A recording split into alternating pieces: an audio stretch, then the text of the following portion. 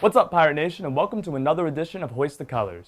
I'm Josh Graham, and on today's segment, we'll recap UAB ECU and get you set and ready to go for the Carolina game Saturday night. But before we get to the action from Saturday, ECU was involved in other news off the field in the past week, when Athletic Director Terry Holland announced the program's decision to move in a new direction and join the Big East Conference. If ECU is accepted, then it would be an enormous step for the entire athletic department and the university as a whole. We will keep you informed on all the details when it's announced. Now to the football. Coming off a bye week in which they were recovering from a 17-10 home defeat to the Virginia Tech Hokies, the Pirates entertained UAB in a late afternoon matchup at Dowdy-Ficklen Stadium. Despite 7 offensive turnovers, ECU still found a way to win the game 28-23 for their first win of the year.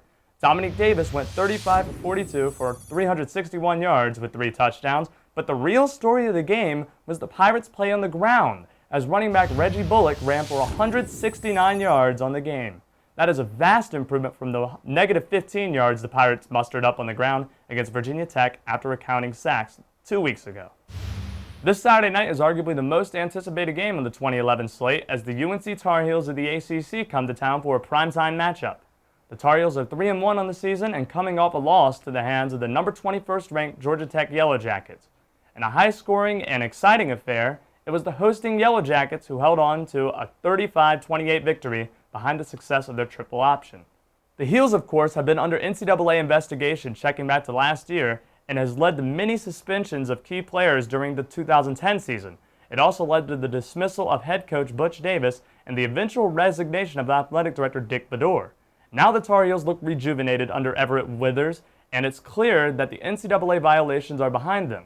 Despite all the chaos, UNC still managed to defeat ECU at Kenan Stadium in Chapel Hill 42-17 a season ago. This time around, ECU will have a sold-out crowd behind them for an 8 o'clock kickoff at Dowdy-Ficklen Stadium Saturday night. If you can't make it to this stadium, the game will also be shown on CBS. The Tar Heels offense is led by the two-headed monster at running back Giovanni Bernard and Ryan Houston. Bernard has played very well of late and should see the bulk of the carries. At quarterback, it is redshirt sophomore Bryn Renner calling the shots. Renner, who got off to a good start to the season, struggled last week as he was sacked 7 times.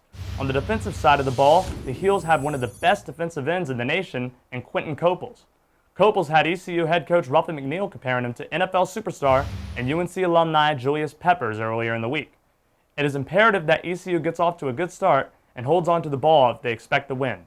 If they do get on the board early and win the turnover battle, expect good things out of the Pirates come Saturday night.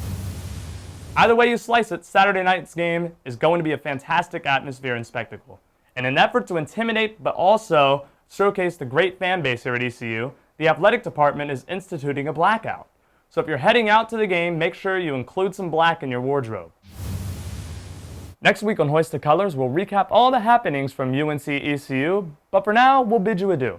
From our fantastic crew here at Campus 31, I'm Josh Graham.